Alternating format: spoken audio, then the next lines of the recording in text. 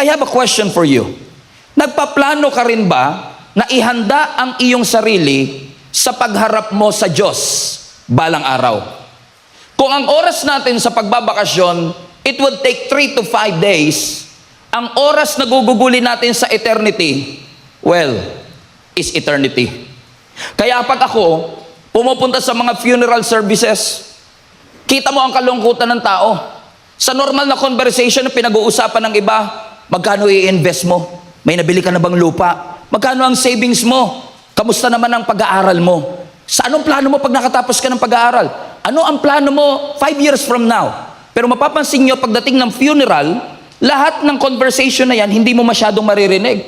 Because marirealize mo na pag may namatay at yung namatay kaharap mo, biglang papasok sa isip mo na mukhang hindi pala lahat ng bagay na pakiramdam ko importante kahapon, importante pa rin ngayon. Nare-realize po natin na kahit gaano tayo kaganda, kahit gaano tayo kayaman, kahit gaano tayo ka-influential, walang exempted sa death. Walang ligtas pagdating sa kamatayan. In fact, nung Monday, nag-celebrate po ako ng aking 40th birthday. 40 years old, God's grace. Sabi nila, ano nga ba yun? Life begins at 40. No? Ganun pala yun. Dati pagka nakakita ko ng 40 years old, feeling ko ang tanda-tanda na nila. Pag 40 ka pala, feeling mo 18 ka pa rin. Feeling lang. Pero pag hinihingal ka lang, doon ka natatauhan na 14 years old ka na. Pag sumasakit na tagiliran mo, o napapagod ka na. And I celebrated my 40th birthday last Monday. And one thing that really resonates in my heart, in which alam ko na yung truth na ito, but it resonates in my heart, na masaya tayo na nagse-celebrate ng ating birthday. But in fact, every time magbe-birthday tayo, we are one day closer to our death. Habang nagse-celebrate tayo ng birthday natin, palapit na rin po tayo sa isang bagay na sigurado. At yun po ay ang kamatayan. Ini-insure natin ang ating sasakyan. Sinisecure natin ang ating mga bahay. May plano tayo para sa ating retirement. Pero ang aking tanong na may kasamang pagmamahal at pagpapakumbaba, may plano po ba kayo para sa inyong kaluluwa? Pagharap natin sa ating Panginoon. There is no doubt, there is no debate. We know the certainty of death. Ang eternity, hindi po siya symbolic. Ang eternity, hindi po siya theoretical. And today, with this message, is all about our eternal awareness. Kasi posibleng nagsisimba ka na for 25 years, and you can be religious, and you consider yourself to be religious. But unfortunately, a lot of religious people are unaware with the urgency of eternity. Eternity by definition is actually timeless existence. Yung buhay ka na walang orasan, ibig sabihin, pag namatay ako dito sa mundo, magsisimula ang buhay ko in eternity. Doon sa eternity, walang orasan. Dito meron. Dito may calendar, doon sa eternity, walang calendar. Dito may expiration, doon sa eternity, walang expiration. Dito may katapusan, sa eternity, walang katapusan. And most people, especially most Christian, hindi naman tayo literal at lantarang nagre-rebelde sa Panginoon. Hindi po tayo literal at lantarang nire-reject ang ating Panginoon. But if you look at your life, many of us are living our lives as if eternity is not urgent. Yan po ang sitwasyon na ina-address ng ating Panginoong Yesus sa Luke chapter 16, yung text natin today. Na-amaze nga ako kasi yung Luke chapter 16, nagsimula po ang ating Panginoong Yesus, ang topic niya, pera. Dinidiscuss ni Lord ang patungkol sa pera, and all of a sudden, aware din ang ating Panginoon, I think this was in verse 14, kung saan may mga Pharisees and Sadducees na nandoon, listening, but Jesus knows na ang puso ng mga taong ito ay greedy, sakim sa salapi. They consider themselves religious, but they love their wealth. They flaunt their wealth. Ipinagyayabang nila ang kanilang kayamanan dito sa mundo. Then all of a sudden, is it as if Jesus shifted his lesson and he talked about a parable? Nasabi niya, merong dalawang tao, isang mayaman, nasabi ng Bible, itong mayaman na ito, araw-araw na namumuhay in luxury. Parang YOLO. You only live once. Sa kabilang banda, may isang lalaki na ang pangalan ay Lazarus, at itong si Lazarus na ito ay mahirap. Nasabi ng scripture, mahirap si Lazarus, mayaman siya at namumuhay sa luxury, pero ang common denominator, pareho silang namatay. Hindi tinatakot ni Jesus ang mga Pharisees. Wala rin po akong intensyon na gamitin ng scare tactics para takutin ang bawat isa, may impyerno. That's not my strategy. That is not my plan. At katulad ng ating Panginoong Jesus, He did not use scare tactics. He tried to awaken the hearts of the people for them to realize eternity is closer than you think. Jesus is saying, ang eternity totoo. There is a real conscious judgment after death. Yung eternity, yung langit, yung impyerno, hindi siya symbolic. Yung impyerno, hindi siya theoretical. When we die here on earth, we will face our Creator. Ang sabi ng Hebrews chapter 9 verse 27, just as people are destined to die once, and after that, you'll face judgment. Now, this is interesting, kasi yung Hebrew word nung salitang destined is actually a Hebrew word appointed. Everybody say appointed. Ibig sabihin, it is appointed, parang appointment. It is appointed for a person to die once. Meaning, death is sure. Death is certain. Ibig sabihin, ang buhay hindi video game. Na kapag namatay ka, bibigyan ka uli ng isang buhay. Meron ka lang isang katawan. Meron ka lang isang buhay. Meron ka lang iisang opportunity. And shout out sa lahat ng control freaks. Makukontrol mo ang maraming bagay sa mundo. Pero may isa kang bagay na hindi kayang ikontrol. Kamatayan. We cannot control death. Death is a scheduled certainty. At ang nakakatakot sa kamatayan, sigurado siya, pero hindi mo alam kung kailan. Malalagay mo sa kalendaryo kung kailan ang meeting mo. Malalagay mo sa kalendaryo kung kailan ang dinner date ninyo. Pero hindi mo malalagay sa kalendaryo kailan ang funeral ko. Kaya pansinin niyo ang sabi ng scripture, balik yung verse na sa Hebrews 9, it was appointed for a person to die once. Look at the verse. Hindi po sinabi ng scripture, ang tao mamamatay, and after that, wala na. Hindi. Ang sabi ng scripture, after a person dies, after that, we will face judgment. And I would like to be very clear. A believer will face a different judgment, and a non-believer will face a different judgment. But at least for us believers, ang kamatayan hindi natin dapat kinakatakutan. Ang kamatayan dapat nating pinaghahandaan. Because ang sabi ng scripture, once na pumikit ang ating mga mata, at ang paa natin ay magpantay, ang sabi ng scripture, may kasunod pa. Ibig sabihin, pipikit ang mata mo dito sa mundo, pero didilat siya sa bagong mundo, eternity. At pagdating sa eternity, ang sabi ng scripture, haharap tayo sa judgment. So ibig sabihin, hindi yung natulog ako, tapos wala na, bigla na lang ako mawawala. Malinaw ang Biblia. Pag ako ay namatay, ang kasunod, evaluation. Pag ako namatay, ang kasunod, assessment. Kapag ako namatay, ang kasunod, accountability. Look at the verse again. Just as people are destined to die once, and after that, to face judgment, pero pansinin niyo, walang appeal. Hindi ka na pwedeng mag-appeal, Lord, sorry po, wala kasing nag-share ng gospel sa akin doon.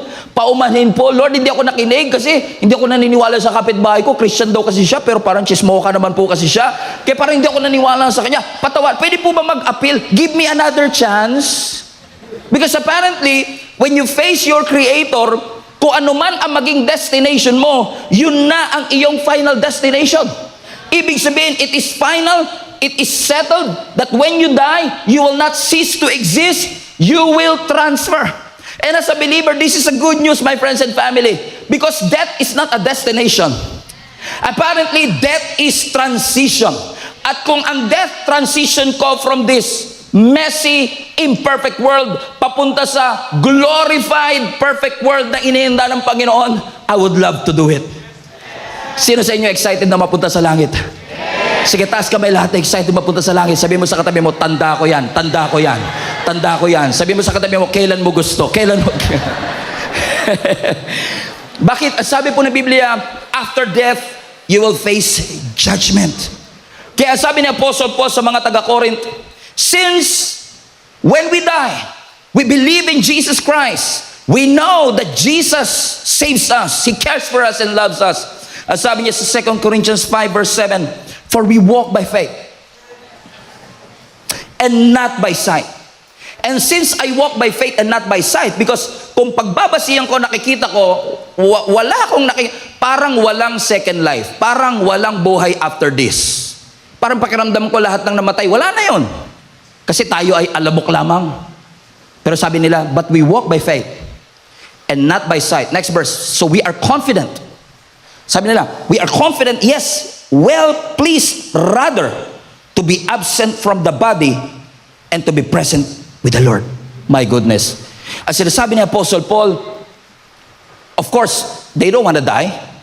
But if dumating ako sa scheduled death, yung time na inalaw ng Panginoon para ako ikuhanin at bawiin ang buhay sa akin, I walk by faith, not by sight, and I'm confident, I am well pleased that yes, magiging absent na ako dito sa mundong ito, pero magiging present ako kasama ang Diyos.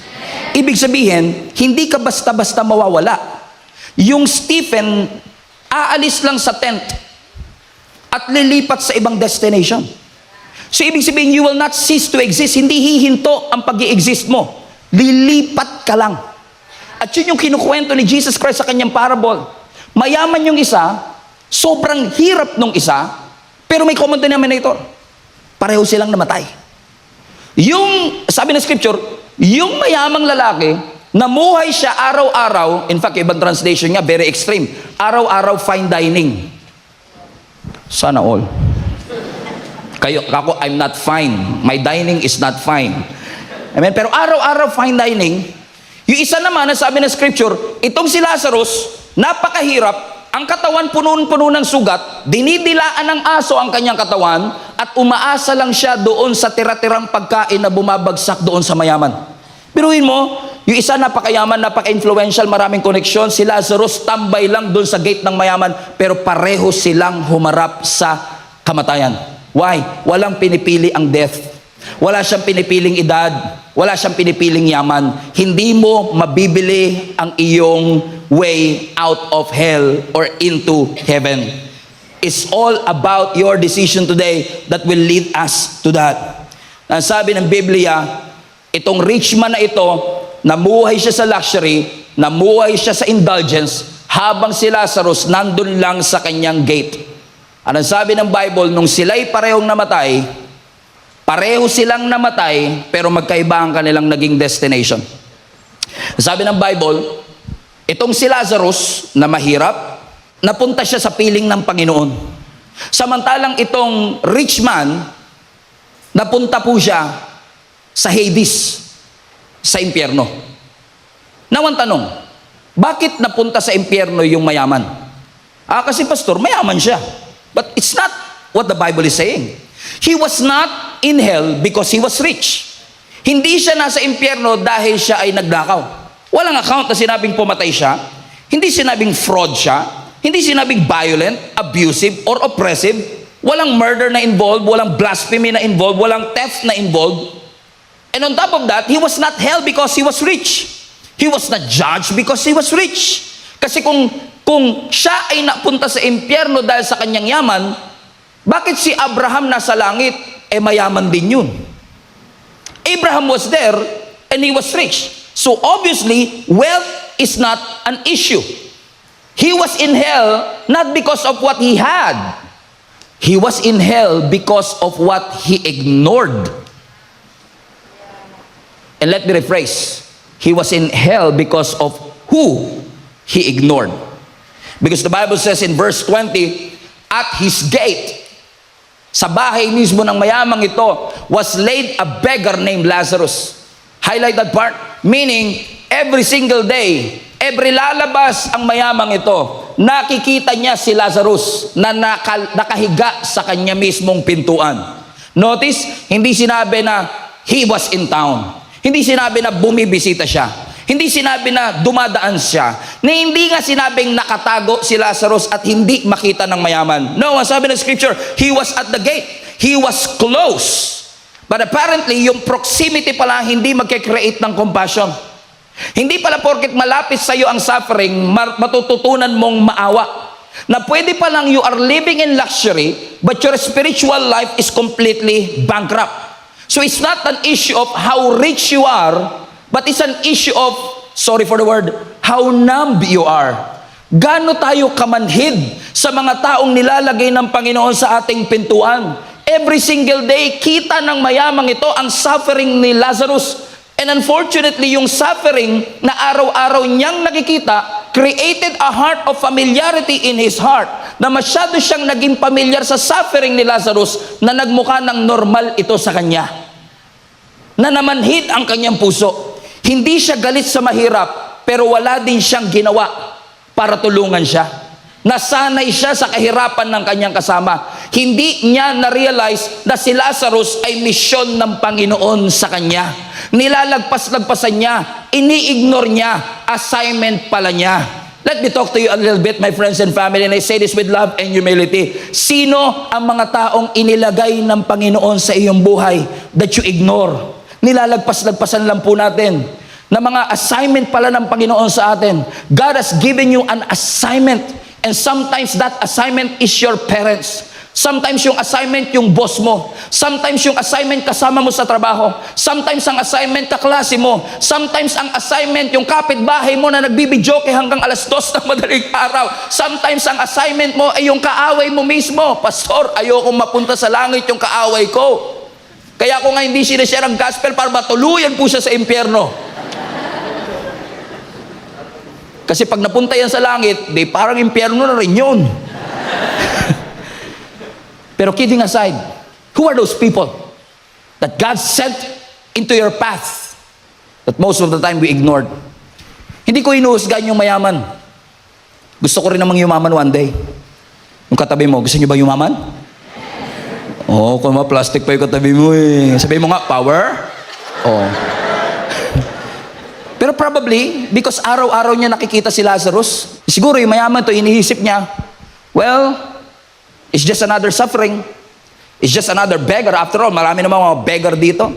At napakaraming assignment sa buhay natin na iniisip natin, well, it's just another issue. Patayan na naman. Isa na naman patayan sa bansa namin. Normal na yan dito. It's just another kid. Gera na naman. Meron daw gera sa mila. It's just another war. It's just another bad news. So again, let me ask you a question, and I say this humbly. I ask myself too. Tinanong ko rin ang sarili ko. Ano-ano mga bagay? Sino-sino mga tao ang assignment na ibinigay ng Panginoon sa akin na ini-ignore ko? Walang recorded sa Bible na pinagtabuhay niya si Lazarus, pero recorded din na wala siyang ginawa para tulungan si Lazarus. Because what you ignored in your gate today may define your eternity. So ang unang reason kung bakit, because may neglect, may numbness. You know what happened after that? The Bible says in verse 22, the time came that when the beggar died, and the angels carried him to Abraham's side, and the rich man also died, and he was buried. So pansinin niyo, sabi ng Bible, dumating ang tamang panahon na yung beggar namatay, at ang angel, he carried him to Abraham's side, samantalang ang rich man, he also died, and he was buried. Now, bigyan ko kayo ng konting tip pag nagbabasa kayo ng Bible for efficient Bible study. Now, pagka tumitingin po kayo ng verse, malaking bagay po at malaking tulong kapag tinitignan nyo yung similarity and contrast. Similarity and contrast. Question, based sa verse na ito, ano ang similarity ng dalawa? Pareho silang namatay. Similar, pareho. Now, ang question, ano ang contrast nilang dalawa? Ano yung bagay na magkaiba sila? I love this service. Participative. Bigyan ng A yan. Okay? Ano sabi ng Bible? Yung beggar namatay. Yung mayaman namatay. Pero yung beggar, dinala ng angel into Abraham's side. Samantalang yung rich man, ang sabi ng Bible, ay inilibing. Ibig sabihin, meron pa siyang burial ceremony. No, nagkaroon pa sila ng ceremony. Kaya kita nyo na ibang-iba ang kanilang pamumuhay. Kung titignan natin ang ibang verse, ano pa ang contrast nila? Yung mayaman, naka-purple na damit. Yung mayaman, lagi kumakain ng fine dining. Meron siyang influence, meron siyang security. Si Lazarus, puno ng sugat ang katawan. Dinidilaan ng aso ang kanyang mga sugat. Lagi siyang gutom. At ang kanyang buhay ay punong-puno ng kahihiyan. Pero tignan nyo ang nangyari after. Dito sa mundo, yung mayaman mukhang blessed. Pero pagdating ng eternity, yung mayaman, siya yung tormented. Si Lazarus, nung nandito sa earth, punong-puno siya ng suffering. Pero sa eternity, si Lazarus, kinomfort. So yung isa tormented, yung isa comforted, pero malaking bagay yung difference na nangyari because completely different yung naging experience nila sa mundo at sa eternity. And because, ang sabi ng scripture, ang mayamang ito ay namatay. Ang sabi ng scripture, nung siya'y nandoon sa Hades, at siya ay hirap na hirap, verse 24, he called to him, and he said, Father Abraham, have pity on me. Send Lazarus to dip the tip of his finger in water and cool my tongue, because I am in agony in this fire. And many churches don't want to talk about hell kasi hell speaks about fire. Ang impyerno may kasamang uod. It is an eternal pain, agony, and suffering. That's why many churches don't want to talk about it. At sa totoo lang, pag iniisip ko pa lang ang itsura, temperature ng hell, tas walang ice tubig, natatakot ka na kagad. Kasi iniisip mo lang na eternal existence with eternal pain and eternal suffering. Sabi ko, grabe yung torment na kanyang pinagdaanan. But while I was reading this text, I realized na yes, suffering ang fire. Yes, suffering yung eternal existence ng suffering. Pero alam niyo kung ano mas matinding suffering? Yung hindi nawala yung memory niya. Ibig sabihin, natandaan niya kung sino si Abraham. Kilala niya kung sino si Lazarus. Kilala niya, di ba sa previous text, pati mga kapatid niya, naalala niya. Ibig sabihin, that's the greatest torment that we could have. Yung nandun ka sa impyerno, tapos sasabihin mo, sayang, hindi ako kagad sumama sa church. Sayang, hindi ako nakinig sa mga tao nag-share ng gospel para sa akin. Nakakapanghinayang na dapat umuo ako, sumunod ako, ibinigay ko ang buhay, and you keep on remembering all of that. Tapos wala ka nang magawa because that's your final destination. For me, that's the greatest torment. Nakakatakot isipin na may posibilidad that it could happen to any of us. Dahil sabi ng scripture, naalala niya ang kanyang nakaraan. Kilala niya si Lazarus, pero tignan niyo ang sabi ng scripture sa verse 24. Father Abraham, sa sobrang tindi ng kanyang suffering, sabi niya, please po, Father Abraham, maawa po kayo sa akin. Send Lazarus. Tignan niyo, pati sa impyerno, boss pa rin siya. Hindi niya nakalimutan, hindi nawala sa memory niya yung pagiging entitled at prideful. Na-realize ko lang mga kapatid na hindi kayang tanggalin minsan ng eternity ang pride natin. Kasi kita nyo, no, nasa impyerno na nag-uutos pa. Siya niya pa si Lazarus. I-dip niya po yung tip of his finger para bigyan man lang ako ng tubig dito. Is it as if eternity could not fix him? Hindi niya nga sinabing sorry po. Hindi niya nga sinabing mali po ako. Hindi niya sinabing nagsisisi po ako. Sabi niya, send Lazarus, Father Abraham. Because you can hear from his desperation. You can hear from his verse, from his voice. Uhaw na uhaw po ako. Init na init po ako. Obviously, mga kapatid, it was a reminder for all of us that thirst is real. Suffering is real. Agony is real. And when I was reading this, I was reminded because Jesus talked about this same scenario in Matthew chapter 7. He was talking about the future judgment na pagdadaanan natin, na pagdating ng araw, pag nandun na tayo sa ating final destination, maraming tao, sabi ni Jesus, na magdadahilan at gagamitin nila ang kanilang mga merit para sabihin, naglingkod ako sa Lord bakit ako nandito? Ang sabi ng Matthew chapter 7 verse 22 hanggang 23, many will say to me on that day, Lord, Lord, did we not prophesy in your name? And in your name we drive out demons, and in your name we perform many miracles? Sabi nila, Lord, Di ba nag-prophesy po kami? Di ba nag-cast out po kami ng demons? Di ba po maraming milagro ang nangyari? Gamit po namin ang iyong pangalan? Pero anong sabi ng Panginoon? Verse 23, and then I will tell them plainly, everybody now, I never knew you. Away from me, you evil doers. That in the future day of judgment, may mga taong gagamit ng kanilang religious activity as a merit para sabihin, I don't deserve here. I don't deserve this suffering. My friends and family, let me tell you this with love and humility. You cannot change your destination after death. But you can change the direction of your life before your death. That's why the Bible is very clear to us. Ang sabi ni Jesus Christ mismo, kung narinig mo ang boses ko, huwag mong pagmatigasin ang iyong puso. Do not harden your hearts. Eternity is closer than you think. All of us will face death. All of us will not cease to exist after death. All of us will continue. But some of us will be comforted. Some of us will be tormented. Which leads me to the very heart of this message. The sense of urgency. Because the Bible says in verse 27, nung sinasabi niya, isa niyo po si Lazarus, sabi niya, isa niyo po si Lazarus para i-dip niyo po ang kanyang finger sa tubig para man lang idapo sa aking dila, para man lang mapawi ang aking uhaw. Ang sabi ni Abraham, let me rephrase, that's impossible. There is a great chasm, may malaking separation between us and you, that there's no way that I can go there, and there's no way that you can go here. Meaning, this is going to be our final destination. And then on verse 27, sabi niya, Lord, then I beg you. It struck me. Wow. Yung beggar, ang saya. Yung mayaman, namamalimos. Sabi niya, I beg you, Father, send Lazarus to my family. Ang sinasabi niya, kung hindi, wala na akong pag-asa makapunta dyan. Kung imposible ang request ko na madampian man lang ng tubig ang dila ko, please man lang, Father Abraham, yung pamilya ko na lang po. Sabi niya, padala niyo naman po si Lazarus sa aking mga pamilya. Verse 28, meron po akong 5 mga kapatid pa. Hayaan niyo pong si Lazarus ang mag-warning sa kanila so that they will not also come to this place of suffering. Listen to the sound of urgency.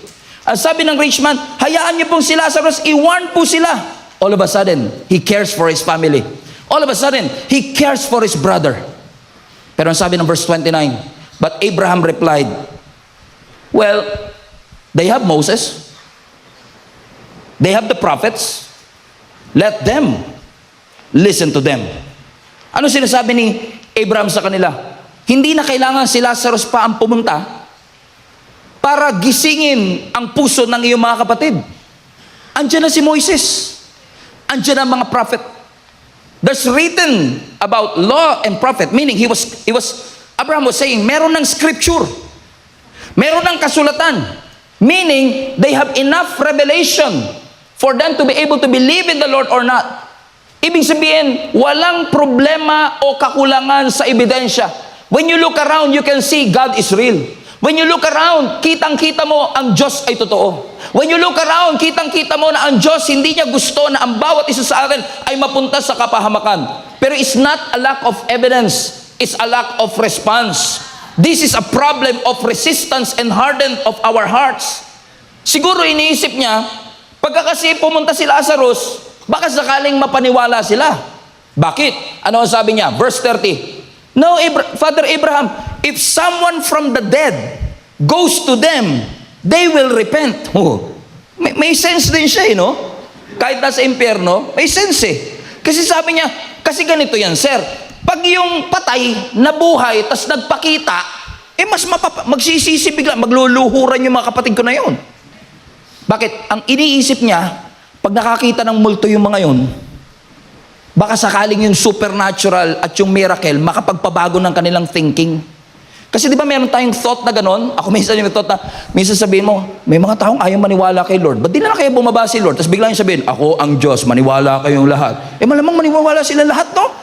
parang solve na lahat, edi ang dami siguro mapupunta sa langit. Hindi na natin kailangan mag-evangelize, mag-service every Sunday kasi apparently many people will believe in the Lord. Yun din ang concept na sinasabi nitong si Lazarus, ng rich man. Sabi niya, pababain nyo lang po si Lazarus, siguradong mapapaniwala sila.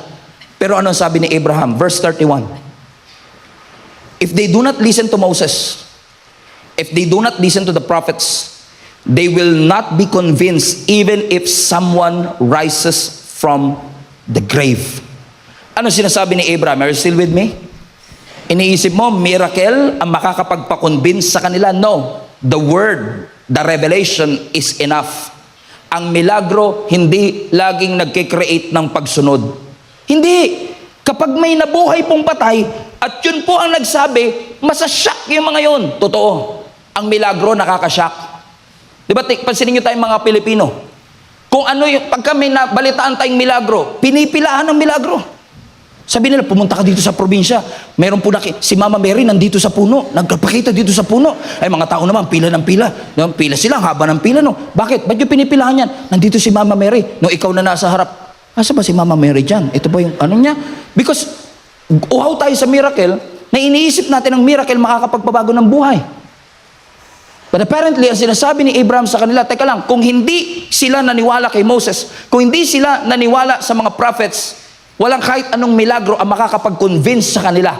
Because miracle can shock you, but it cannot soften your heart. Remember yung paraon sa Egypt? Bago palabasin ang nation of Israel at i-deliver po sila from Egypt to the promised land, nakita mismo ng paraon yung 10 salot na pinadala ng Diyos. Yung tubig biglang naging dugo. Nagkaroon sila ng pigsa. Namatay yung kanyang panganay na anak. 10 imposibleng mga milagro.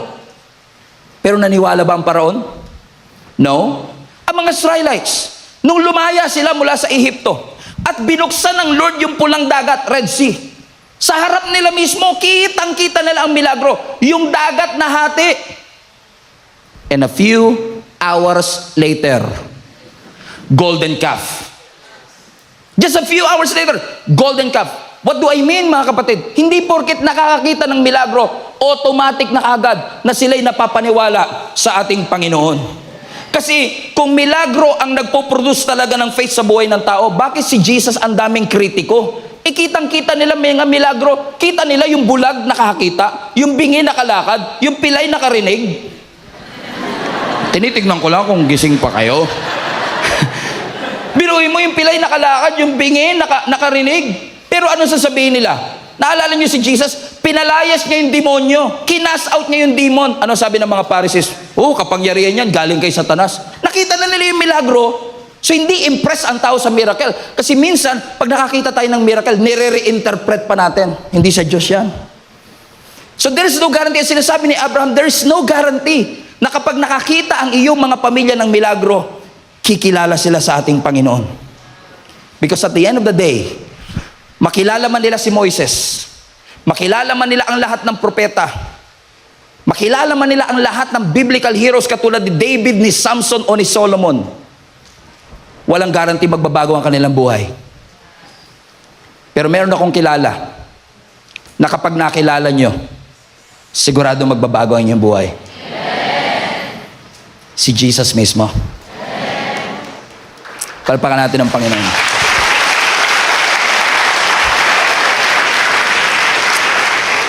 Ano ba ang reason kung bakit bumaba ang ating Panginoong Hesus dito sa mundo?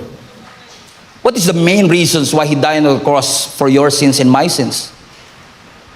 Because Jesus wants to take away the sin of the world.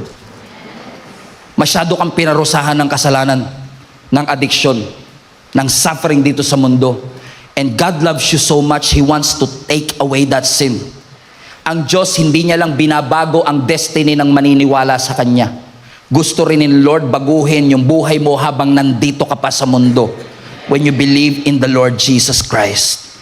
Why? Because sabi ng 1 John chapter 3, but you know that Abraham appeared, Moses appeared, Elijah appeared, but you know that Jesus appeared so that He might take away your sins. That's the reason why Jesus came here on earth. He wants to showcase His love for you. Gusto ng Panginoon, alisin ang kapangyarihan ng kasalanan sa iyong buhay. Jesus loves you so much, my friends and family. Mahal na mahal ka ng Panginoon. And I want to show you gaano kahirap ang impyerno para ma-realize ninyo yung bigat ng sakripisyong ibinigay ng Panginoon para dalhin tayo sa kalangitan. Sometimes hindi mo ma-appreciate ang langit pag hindi mo na-realize kung gaano masalimuot ang impyerno. But many of us, especially the Christians, masyado tayong natatakot sa impyerno to the point na lagi na lang impyerno ang iniisip natin at hindi na tayo excited sa langit. I want you to go to eternity na mas excited ka sa langit kaysa takot sa impyerno. That's a better way to do it. Na I'm not afraid to go to hell because I know that Jesus loves me. I know that Jesus cares for me, that Jesus took away my pain, took away my sin. But, hindi porket mahal ako ng Panginoon, pinipermit na ng Panginoon na walang magbago sa aking buhay. Katulad po ng mga nanay, kahit mahal po ninyo ang anak ninyo, hindi lahat ng gusto niya binibigay nyo. Kasi marami tayong gusto na hindi makakabuti sa atin. And if your biological parent, you believe that they love you because may mga wini-withhold sila sa inyo, how much more will our God in heaven? Na minsan may mga bagay siyang hindi inaalaw. May mga bagay siyang gustong baguhin sa atin, pero hindi indikasyon nyo na hindi ka mahal ng Panginoon. Because the moment you receive the grace of God will not just save you, the grace of God will transform you.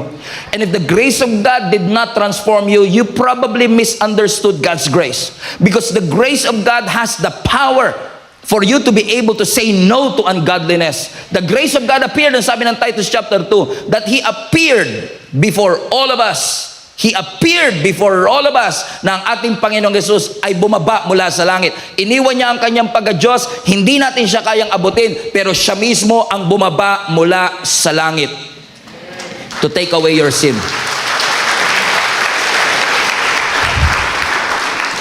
So ang sabi ng verse 6, no one who lives in Him keeps on sinning.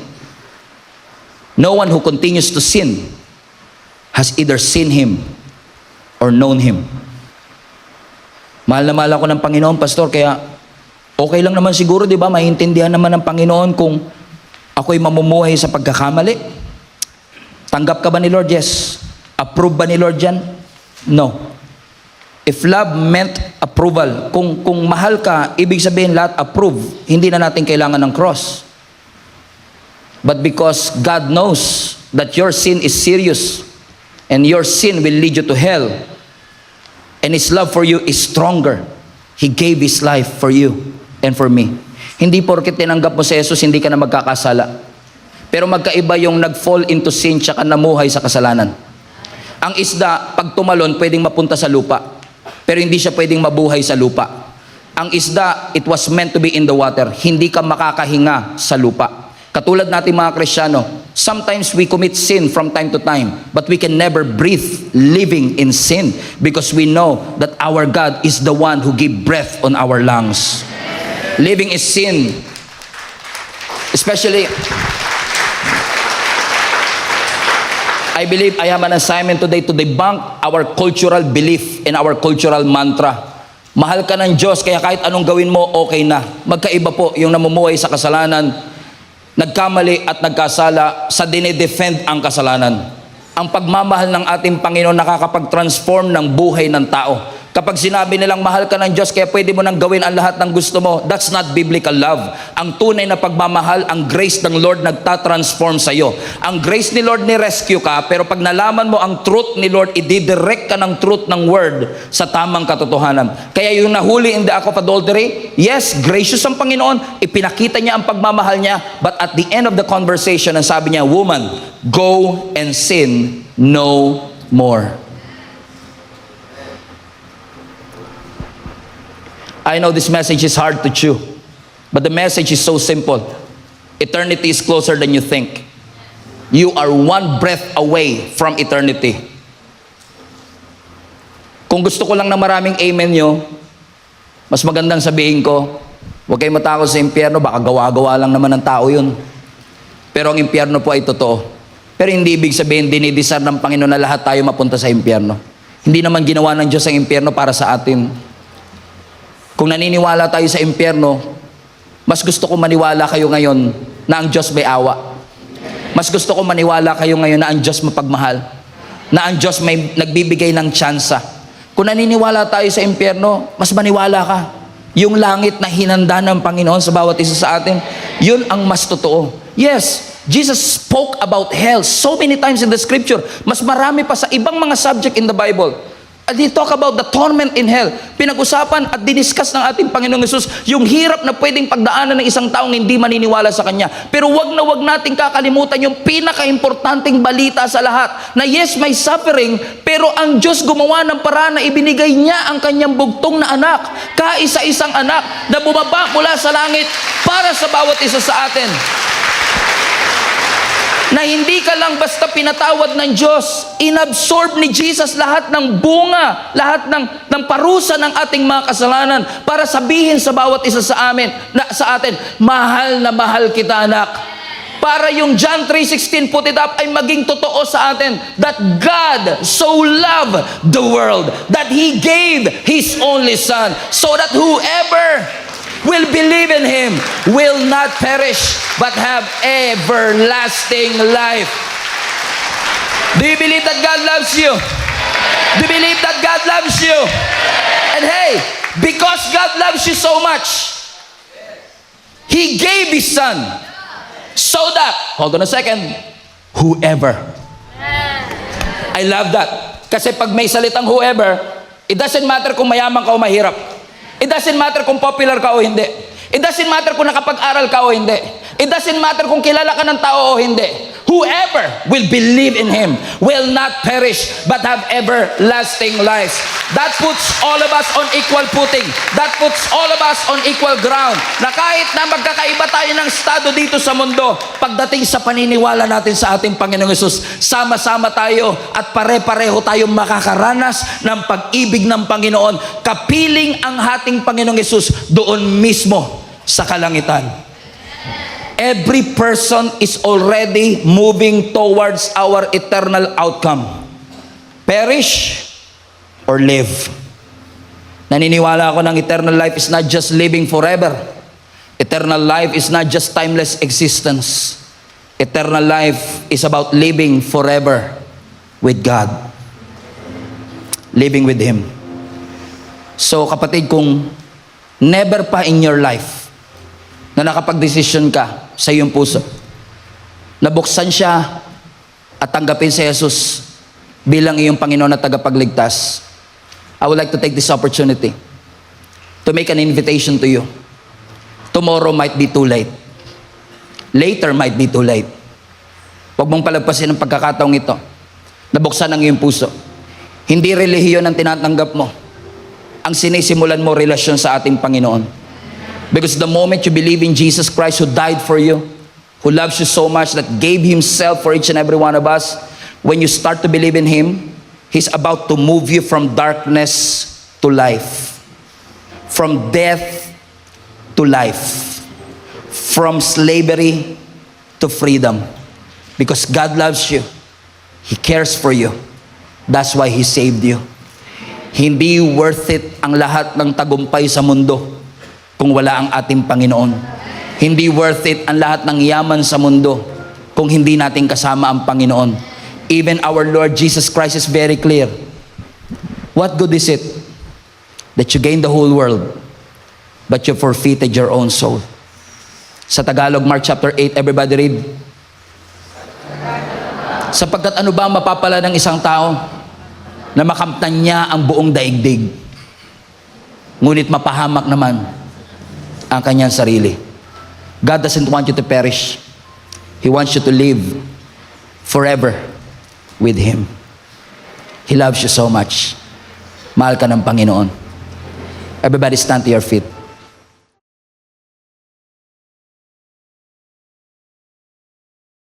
Hello everybody, welcome to another episode of our podcast, and today we are going to talk about how to live a meaningful life. And our text is found on Ephesians chapter 5 verses 15 and 16. Sabi po dito, therefore, consider carefully how you live, not as unwise, but as wise, taking advantage of every opportunity because the days are evil.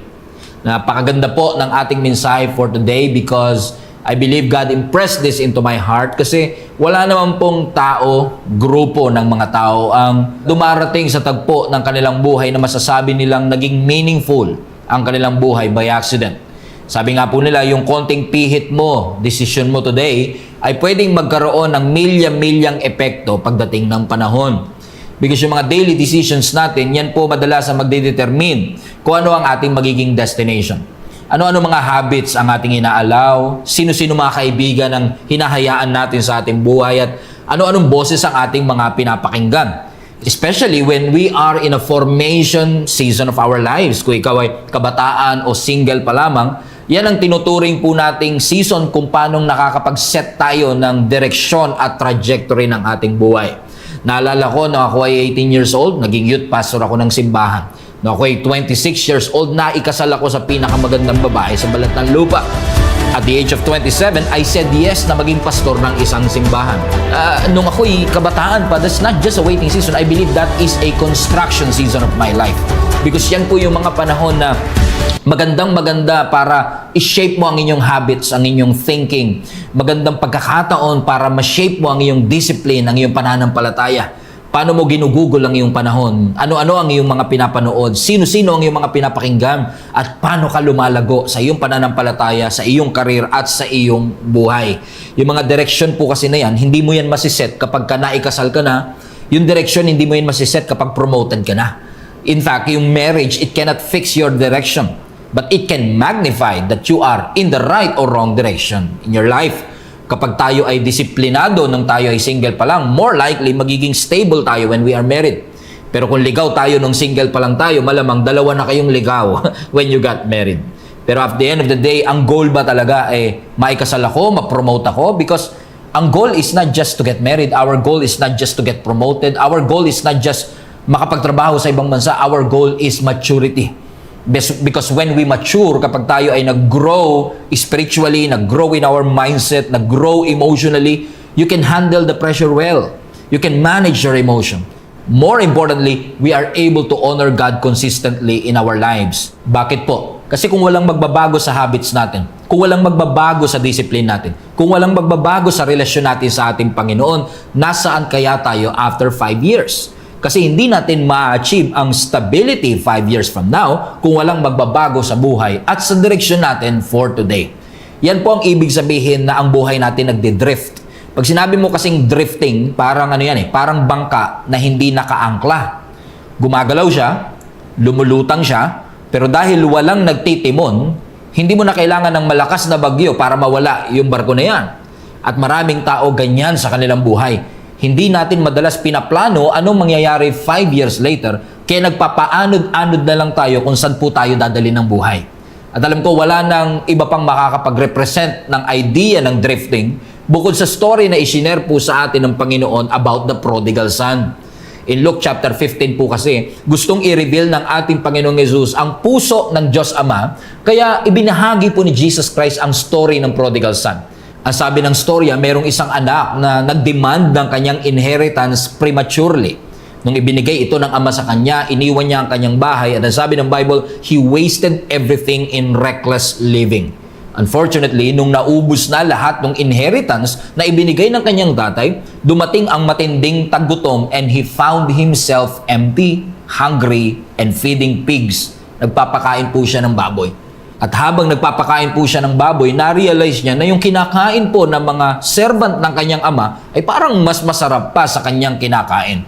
At dahil po sa kanyang brokenness at siguro na humble na rin po siya because of the situation, nagdesisyon po siyang bumalik sa kanyang tatay. At nung bumalik po siya, hindi po siya nag-expect ng restoration. Ang ine-expect niya lang po, acceptance. But the father, when he saw his son, ang sabi ng Bible, he ran to his son, kissed him, and restored back everything to him. At yung story po ng prodigal son is a best illustration of what a drifting life will look like. Kasi kung mapapansin po niyo sa storya, yung prodigal son naman, hindi niya naman pong plinano na maging tagapagpakain ng baboy. Ibig sabihin, hindi niya plinano na wasakin o sirain ang kanyang buhay. Pero hindi rin siya naging intentional saan ba niya talaga gustong pumunta. Kaya po ang drifting delikado siya eh. Kasi hindi mo makikita agad saan pupunta ang iyong buhay because hindi mo siya pinaplano, nagpapalutang-lutang at nagpapaanod-anod lang po tayo. And today, I want to share to you ano po yung path o journey if we really want to live a meaningful life, what not to do. Ano ba yung progression para ang isang tao ay madrift palayo sa Panginoon? Number 1, sabi po ng Luke chapter 15 verse 13, a few days later, this younger son packed all his belongings and moved to a distant land, and there, on a distant country, he wasted all his money in wild living. Ano pong sinasabi ng scripture dito? Ang unang step sa drifting o paglayo, ang unang step to ruin your life, if you may, is distance. Kasi sabi ng Bible, itong lalaki na ito, itong anak na ito na merong maganda at consistent relationship sa kanyang tatay, nagdesisyon, hindi lang kuhanin ang kanyang inheritance, kundi lumayo sa kanyang tatay. Saan siya pumunta? Ang sabi ng Bible, he moved to a distant land. Nagpakalayo-layo siya. At yan po ang first step ng drifting, yung inilalayo natin ang ating sarili. Siguro, yung prodigal son, ang gusto lang niya naman mag-enjoy. Ang gusto niya, pleasure. At hinahanap niya sa pleasure yung tunay niyang kailangan, purpose. Kasi ang tunay niyang kailangan, direksyon eh. And usually tayo, when we are in a season of our lives na nasa formation stage tayo, for example, ikaw ay single, we don't feel empty dahil single tayo. At minsan, maririnig natin yan na, siguro pag ako ay nagka-jowa na, siguro magkakaroon ng meaning ang aking buhay. Pero guess what? You don't feel empty dahil single ka. You feel empty because you lack direction. Kaya natin nararamdaman ng emptiness kasi wala tayong malinaw na direksyon sa ating buhay. Kasi hindi po maaayos ng romance ang ating emptiness. What fixes that emptiness that you feel is actually meaning. Katulad ng prodigal son na ito, nung una, pakiramdam niya, napakalaya niya eh. Imagine mo, walang rules, walang structure, walang accountability, walang authority. Pansinin niyo ha, gumagalaw siya, may movement siya, pero wala siyang direksyon. Ibig sabihin, hindi porket may movement, may progress. Because apparently, this prodigal son, he went away, he went to a distant land, he was moving away, but he was aimless. And I believe yan ang pinakamalaking pandaraya ng kaaway sa atin. Yung puro tayo activity pero walang direksyon. We are busy working, busy dating, busy posting, busy surviving. May progress ba? Wala. Because the direction should be not just moving forward, but it is leading you upward, palapit sa ating Panginoon.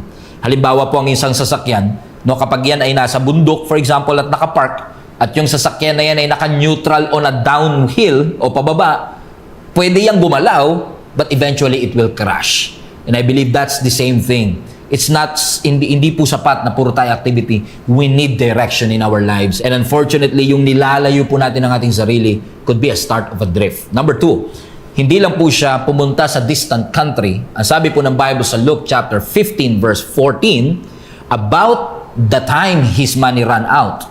Nung naubos na po ang kanyang salapi o ang kanyang pera, ang sabi ng Bible, a great famine swept over the land and he began to starve.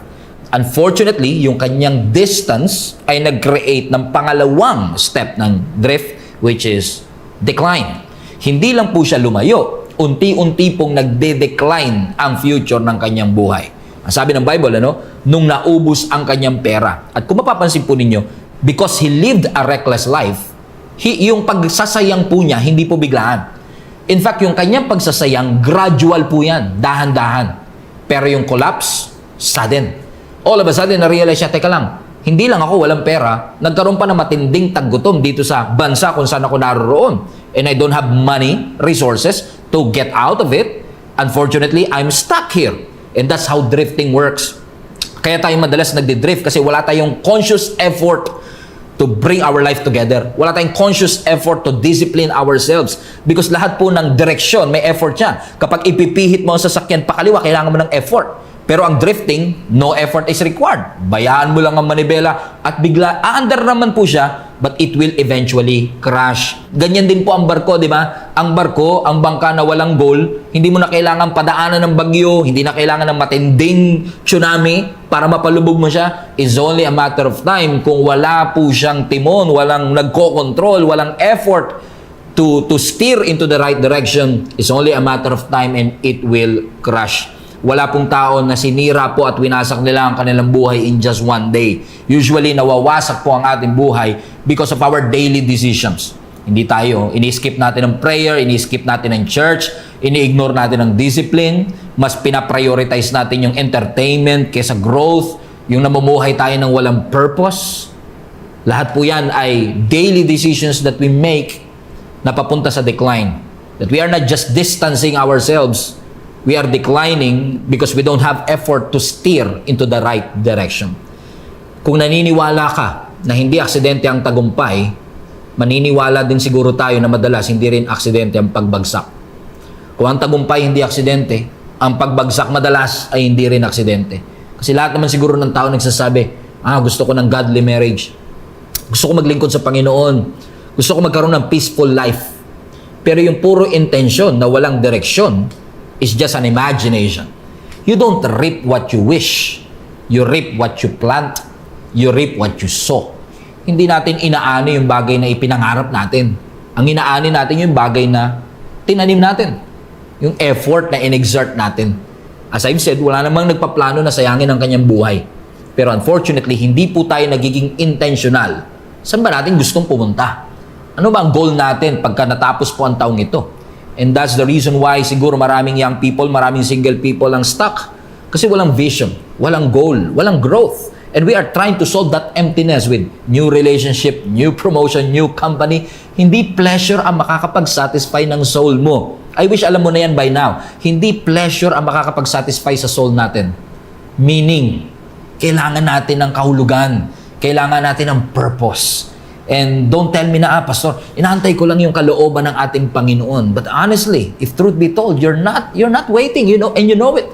You're drifting. You're drifting. How? Lumilipas ang araw, walang purpose. Lumilipas ang araw, puro pleasure ang umuubos sa oras natin, walang growth. Yung calling mo napalitan ng comfort. And that's the most dangerous thing. Hindi yung nag-decide kang sirain ang buhay mo. Hindi tayo nagdidesisyon na wasakin ang ating buhay, pero hindi ka rin nagdidesisyon na iayos ito. And that's the most dangerous decision of all.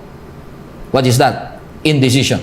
Indecision is the most dangerous decision of all. Yung iniiwasan mo ang responsibility, iniiwasan mo ang failure, iniiwasan mo ang commitment. Ano nangyayari? Because we're drifting, lumalagpas ang opportunity. Nagbabago ang season. Nagsasara ang mga pintuan. Tumatanda ka. Aabante ang buhay whether you make a decision today or not. That's why hindi lang distance. Bantayan natin yung decline. But thanks be to God, katulad ng prodigal son na ito, yes, he went to a distant country. Yes, nag-decline ang kanyang buhay. In fact, he reached the rock bottom kung saan pinangarap niyang kainin ang kinakain ng baboy. Pero ang sabi ng Bible sa verse 17, when he finally came to his senses, he said to himself, at home, even the hard servants have food enough to spare, and here I am, dying for hunger. Kung babasahin yung succeeding verse, sinabi niya, babalik ako sa akin, tatay. And the third stage is distance. Sabi ng Bible, dumidistansya tayo. He went to a distant country. Pero hindi po natapos sa distance. May decline. Nakita niya ang kanyang sarili that he was on a rock bottom. But you can always turn your life around with the right decision. And that's a third journey of drift that you can change today. Because yung time na yon that he finally came to his senses, that is the turning point. Pero hindi porket yun ang turning point, may nagbago na kagad. Gutom pa rin siya, broke pa rin siya, nasa pig pen pa rin siya. Hindi nagbago ang kanyang sitwasyon, pero may nagbago ng time na yun. Yung direction niya. Kasi finally sabi niya, hindi na ako papayag ng ganito. Hindi na ako papayag na wala nagkokontrol ng timon ng barko na ito. I need direction in my life. Kasi ang mga sitwasyon ng ating buhay magbabago lang kapag una nating binago ang direksyon ng ating buhay today. Alam nyo, na-realize ko naman na kahit anong sabihin ko today, maaaring hindi naman mabago ang iyong buhay. But at least, kung hindi man mabago ang iyong buhay today, change your direction today. Because if you change your direction today, if you change your habits today, You may not see an effect one month from now, but you can definitely see a significant effect after 1 year, after 2 years. That's why church is very important. That's why ministry is very important. Because walang tao na nagbabago ng direksyon by accident. Kailangan nila ng guidance, kailangan nila ng teaching, kailangan nila ng boses na magsasalita sa kanila. And I believe yung simbahan, napakalaking bagay po yan para tulungan tayong lahat, na para ibalik tayo sa tamang direksyon. That's why I believe this is a wake-up call also for all of us. If you're not attending any church, if you're not attending any small group, if you're not reading your Bible, I want to encourage you to join a link-up group, join a small group, join a church. No, kung wala po kayong simbahang inaatinan, kung wala kayong link-up groups na inaatinan, I will put the link in the description box of this video so you can join immediately and change the direction of your life. In fact, I will take this to the next level to support our ministry, to support the ministry in prayer. You can serve, you can pray, you can give financially para masuportahan po natin and we can reach more people at marami pang tao ang mabago, because maraming ginagawa sa Satan para tayo ay dayain, para tayo ay lokohin. But we need this message, we need this wake-up call for us to be able not just to change our life, but to change the trajectory of our lives. I hope that nakatulong po ito ng malaki sa inyo. Please do not forget to comment, to like, or to share this podcast, and see you again on the next episode. God bless po!